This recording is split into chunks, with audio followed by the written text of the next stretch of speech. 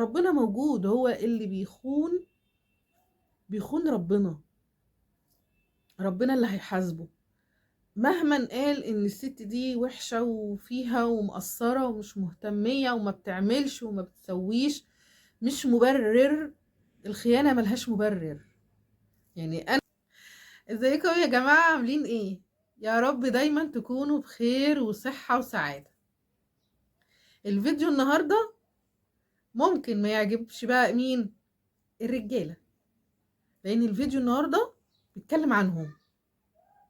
فانا ماليش دعوة بقى، انا هقول القصة اللي جاتني زي ما اتحكيت لي كده، وانا زي ما عودتكم كده هقول رأيي في الاخر. تمام؟ يلا بينا نخش الفيديو.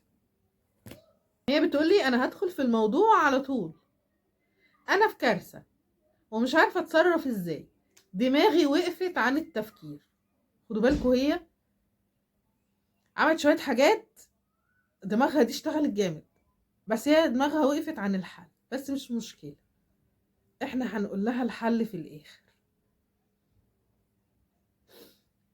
ارجوكي ساعديني، انا حسيت من فترة ان جوزي في حاجة متغيرة، يعني بيتأخر برا البيت بحجة الشغل، ولما اتصل بيه تليفونه على طول ويتنج، ولما اكلمه يقول لي ده شغل، وحتى لما ابعت له او اكلمه على الواتس بيكون متصل على طول الوقت، وبرضه يقول لي ده شغل. ماشي. حتى لما بيكون في البيت التليفون على طول في ايده. خدوا بالكم، دي تاني حاجة اهو. ولما التليفون بيرن بيحاول ان ياخده ويبعد بيه او يقلبه علشان معرفش مين اللي بيتصل او مين بيرن. ولما يرن وما يردش واقول له ما ردتش ليه، يقول لي مش مهم، ده عميل رخم ومش عاوز ارد عليه علشان انا مش وقت الشغل. شفتوا بقى الضمير اهو، مش وقت الشغل فمش عايز يرد. براحته برضه، ده وقت الراحة، وده رد مقنع بصراحة بالنسبة لي. ما بعرفش ارد عليه واقول له ايه، تمام برضو، يعني الراجل مقنع والله العظيم. وناهيكي بقى عن الباسوردات اللي عاملها على التليفون، الرسايل والارقام والفيس والواتس كله، يعني كله. المهم قلت ايه ده، احاول اتكلم معاه. والله كده عدها العيب. يعني حاولت اتكلم معاه، والله عين العقل. قال لي معلش، ضغط شغل علشان الحياة صعبة، المصاريف، مستقبل العيال. تمام. قلت خلاص هحاول اعرف بطريقتي بقى.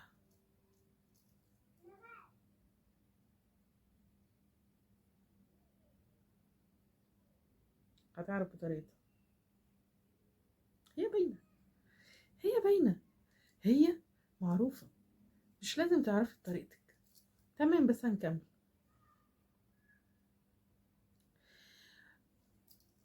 بصوا بقى هي تعمل ايه، وهحاول اعرف بطريقتي. عملت اكونت فيسبوك ودخلت له، قلت اشوف فعلا اللي شغله ده ايه، شغل ولا حاجة تانية. حاجة تانية لكي يطمئن قلبي، ويا ريت اطمئن. المهم حطيت صورة بنت جميلة كده بتاع حركات بقى، وبعدين دخلت له كلمته مساء الخير. في الاول قعد شوية ما ردش، فرحت وقلت ايه، ياه ده انا ظلماه. بعد ربع ساعة رد عليا. كنت اتوقع. مساء النور، قلت له انا عميلة عند حضرتك وكنت من فترة وعندي مشكلة، وابتديت اتكلم معاه على اني واحدة من اللي بتيجي عنده في الشغل. في الاول قال لي مش واخد بالي وكده تقل بقى، عارفين التقل والحركات. تمام. وبعدين ما اهتمش و آم،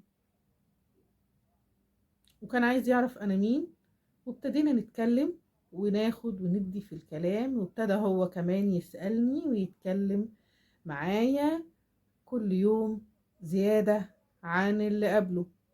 طبعا انتي كنتي مفكرة ان هو كده الصح يعني، بس انا بنكمل. طبعا انا عارفة جوزي ايه اللي بيحبه وايه اللي بيكرهه، فهو اتشد ليا في الكلام وابتدى عاوز يشوفني ويعرف عني تفاصيل اكتر. ده الطبيعي. ما اكدبش عليكي، انا كنت فرحانة الاول انه ابتدى ينشغل بيا، وابتدى ان هو يتشد ليا ونتكلم. بس بعد فترة حسيت ان كده غلط. وبعدين وهكمل بعد كده ازاي؟ وليه بعمل كده؟ ووقفت ومش عارفة اعمل ايه دلوقتي. ابتديت ازعل واعرف ان هو فعلا خاين وممكن يخوني مع اي حد. قوليلي بالله عليكي اعمل ايه؟ بس انا حاسة اني بعدت عنه كتير وبقيت مش عارفة اتعامل معاه زي الاول.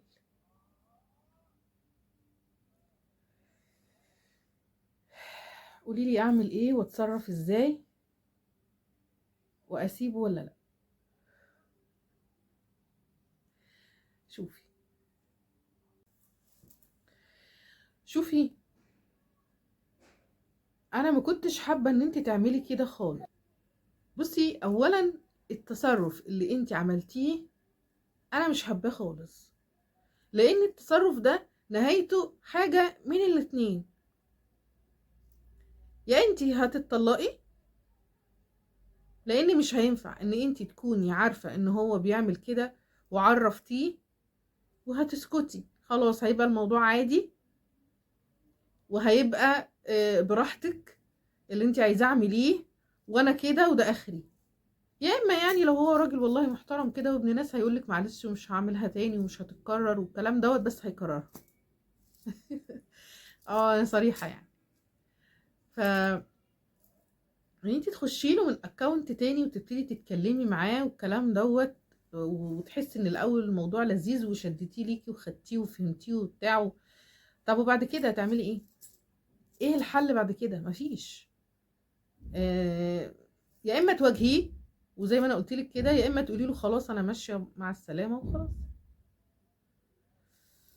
فانا رايي انا رايي يعني انت خدي السكرينات دي خليها عندك وانهي الموضوع دوت، وما تتكلميش تاني واديله فرصه من غير ما تعرفيه. لان انت لو عرفتيه زي ما انا قلت لك هما الحلين ملهمش تالت: يا اما هيقولك اللي انا كده واللي انت عايزه تعمليه اعمليه، يا اما هيقولك معلش وما تزعليش وانا اخر مره ومش هعمل كده تاني وهيعمل كده تاني. خدي السكرينات خليها معاكي وادعي له. ربما يكون هو منشغل، او يعني ربما يكون هو في فتره متلخبط فيها، فتره مثلا يعني، ويرجع تاني يبقى كويس. وانت من ناحيتك ابتدي شديه بطريقتك انت، مش لازم تعملي اكاونت وتكلميه والكلام ده. فلا، انا مع انك ان انتي تصلحي تشديه ليكي بطريقتك انتي جوه البيت، مش عن طريق اكاونت او مش عن طريق اي حاجة تانية. وشوفي يمكن ربنا يهديه ويمكن ربنا يصلح حاله. في ناس كتيرة ربنا بيصلح حالها وبيهديها والله. بس الناس اللي بتبقى اخدة على كده ودي طريقتها وحياتها كده، هي بتبقى كده لان هي طبيعتها كده وعايشة كده واخدة على كده. فانا من رأيي بلاش تواجهيه، خدي السكرينات وخليها عندك. لو حصل حاجة تانية وربنا كشفها بقى، يعني اتكشفت خلاص بقى واتعرفت، او خلاص يعني حاجة يعني يعني اضطريتي خلاص، او حاجة اجبرتك ان انت تعرفي، ما دورتيش انتي، ما ساعدتيش انتي. وبس ده اللي هقدر اقولهولك. وسيبيه، والله هو عاوز يروح في اي طريق، ربنا موجود. هو اللي بيخون ربنا، ربنا اللي هيحاسبه. مهما قال ان الست دي وحشة وفيها ومقصرة ومش مهتمية وما بتعملش وما بتسويش، مش مبرر. الخيانة ملهاش مبرر. يعني انا من جوايا قناعتي ان الخيانة ملهاش مبرر. انا مش عشان خاطر جوزي بيعمل كذا فهروح اخونه، او مش مقصرة او مهملة، او فترة مثلا معاها اطفال الله يعينها عليهم، وبتروح تودي مدارس ودروس وتمرين وبتذاكر ليهم وطلعان عينها معاهم، ان معلش بقى فهي معلش بقى ما هي بتعمل كذا فانا بقى خلاص يعني انا مبرر، انا هروح ابص حد تاني. لا، طب ما هي ممكن تعمل كده برضو. معلش، ما هو احنا في الزمن اللي احنا فيه ده في رجاله كتير تشتغل شغلانه، تشتغل شغلانتين، والله يعينهم، الله يعينهم، الله يعين كل راجل بجد بيحب بيته وعاوز بيته بقى احسن، وعاوز دنيته تبقى احسن، وعايز ولاده يكون ليهم مستقبل، يطلعوا يلاقوا حاجة كويسة، يعيشوا حياة حلوة. بيشتغل شغلانة واتنين، وبيصحى من بدري، تلاقيه صاحي من الساعة 7، يرجع بيته الساعة 12، يرجع بيته الساعة 1، يا دوبك ينام، يا دوبك ياكل لقمة كده، حتى يعني ممكن ما يبقاش عارف يا حبيبي هو بياكل ايه، بس همه كله، همه كله كله ان هو يخلي بيته مستور، يخلي ولاده عايشين حياة افضل. فلو هو بيعمل كده والست تيجي تقول لك اصل هو بيشتغل، اصل هو مش ما بقاش واخد باله مني زي الاول، اصل هو على طول النهار بره، ما هو معلش، يعني الواحد يكون احقاقا للحق، يقول الحق. لو الراجل بيعمل كل ده عشانك، ليه تبصي يعني ليه واحد تاني يخش مثلا يكلمك فتقولي ده مبرر، ما انا هعمل ايه، ما هو مش واخد باله مني، ما هو ما عادش مش عارف ايه، ما هو بقى مهمل، ما هو ما عادش واخد باله مني. لا، يعني انا شايفة ان الخيانة دي طبع ملهاش دعوة بأنا جوزي مهمل او مراتي مهملة، او مراتي بتاخد بالها من العيال، او هي ما عادتش بتاخد بالها مني زي الاول، او ضغوط الحياة مخلياها ان هي ما بقتش تهتم زي ما كنا الاول. مش يعني مش معانا اولاد، يعني الفترة اللي بتبقى الاولانية دي بتبقى كل الاهتمام بالزوج، اعمل له ايه، اكله ايه، اكوي، انظف، المع له الجزم، اعمل اسوي، ماشي، عشان ده هي بتبقى لسه مفيش اهتمام.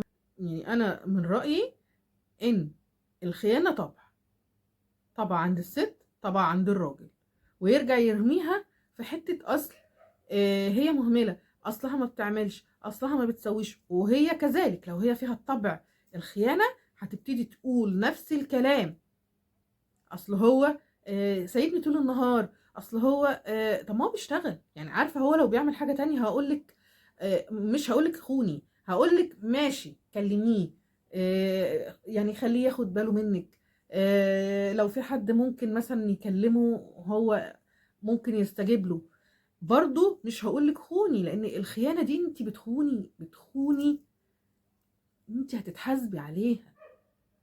يعني انا مش بعمل كده علشان خاطر هو عمل كده فهو اللي هيتحاسب، لا، محدش هيتحاسب، انت اللي هتتحاسب، انت اللي هتتحاسبي. انت بتعملي حاجة ربنا قالك لا ما تعمليهاش، او انك مش هتقدر وهتقع في الغلط، لا ما تكملش، ما تكملش. او حاولي تتكلم، تقول انا مش مرتاح، انا مش مبسوط، انا عاوز كذا، انا يعني ليه بيحصل كذا، الكلام.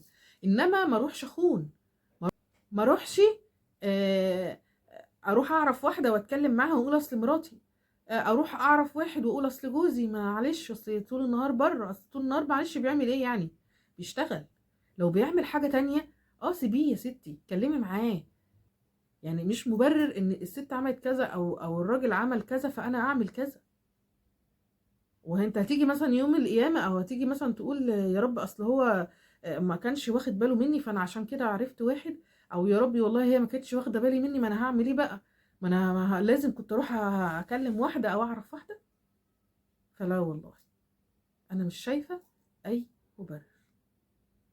ودي علاقتك بربنا، وانت بتعاقب نفسك مش بتعاقبها هي، وانت اللي هتحاسب في الاخر.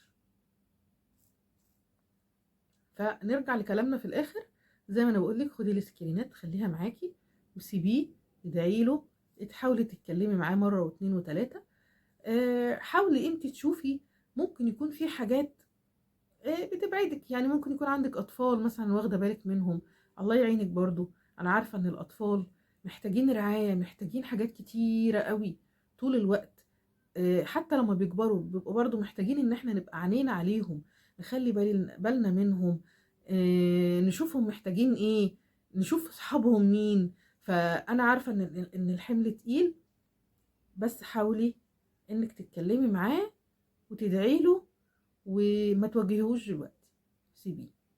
وده كان الفيديو بتاعنا النهارده، ويا رب يكون عجبكم، ويا رب يكون استفدتوا ويكون رأيي كده كويس.